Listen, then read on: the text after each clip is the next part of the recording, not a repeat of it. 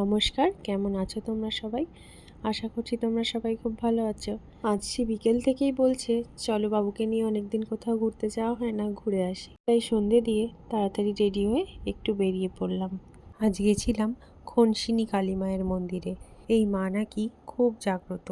মায়ের পুকুরের জল নাকি মাথায় দিলে সব রোগ সেরে যায়।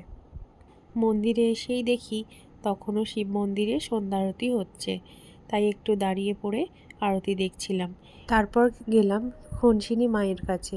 খনসিনী কালী মায়ের নাম অনুসারে এই এলাকা খনসিনী কালীতলা নামে প্রসিদ্ধ। মায়ের পায়ে ফুল নিয়ে মন্দিরে কিছুক্ষণ বসার পর চলে গেছিলাম পাশেই জগদ্ধাত্রী পুজোর প্যান্ডেলে। সেখানে ভোগ বিতরণ অনুষ্ঠান চলছিল।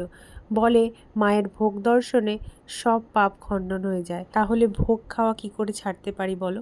একটা সিট খুঁজে বসে পড়েছিলাম ভোগ খেতে। এখানে যেমন সবাইকে বসিয়ে খাওয়াচ্ছে তেমন আবার বাড়িতেও দিয়ে দিচ্ছে। প্রচুর লোকের আয়োজন করেছে, আবার অ্যানাউন্স করছে সবাইকে আসার জন্য। ও আমাদের মেয়েকে ধরেছিল, আমি আর মা খেয়েছিলাম। এখন সন্ধে প্রায় 7:30 বাজে। মেয়েকে খাওয়াতে হবে বলে তাড়াতাড়ি বেরিয়ে পড়েছিলাম, আর দেরি করিনি।